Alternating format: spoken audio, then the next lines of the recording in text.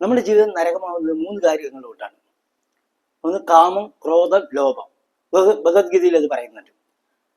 ത്രിവിധം നരകസ്യേതം എന്ന് തുടങ്ങുന്ന ശ്ലോകം നമ്മൾ ഇന്ന് പേപ്പർ വായിച്ചു കഴിഞ്ഞാൽ നമുക്ക് കാണാൻ സാധിക്കും. കാമത്തിന് അനുഭവപ്പെട്ട് പലരും വലിയ വലിയ സ്ഥാനമാനങ്ങളിൽ എത്തിച്ചേരേണ്ട ആൾക്കാർ ഒന്നുമല്ലാതെ വട്ടം കറങ്ങിക്കൊണ്ട് ഒളിവിൽ പോകുന്നു, വട്ടം കറങ്ങിക്കൊണ്ട് നടക്കുന്നത് നമുക്ക് കാണാൻ സാധിക്കും.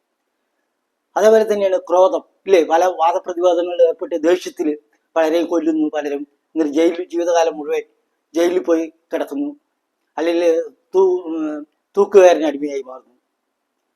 അങ്ങനെ ക്രോധം നിമിത്തം. വേറൊന്ന് അത്യാഗ്രഹം കാരണം അവർക്ക് പല കാര്യങ്ങളും നേടാൻ കഴിയാതെ വരുന്നു, അല്ലെങ്കിൽ പലതും നഷ്ടപ്പെടുന്നു. അതിൻ്റെ ഫലമായിട്ട് പലരും വർദ്ധിച്ച മാനസിക സംഘർഷത്തിന് അടിമയാകുന്നു, പലരും ആത്മഹത്യയിൽ അഭയം പ്രാപിക്കുന്നു. അപ്പൊ ഈ 3 ജീവിതത്തിൽ പരിധിച്ചാൽ മാത്രമേ സന്തോഷകരമായ ജീവിതം നയിക്കാൻ സാധിക്കുള്ളൂ. കാമം, ക്രോധം,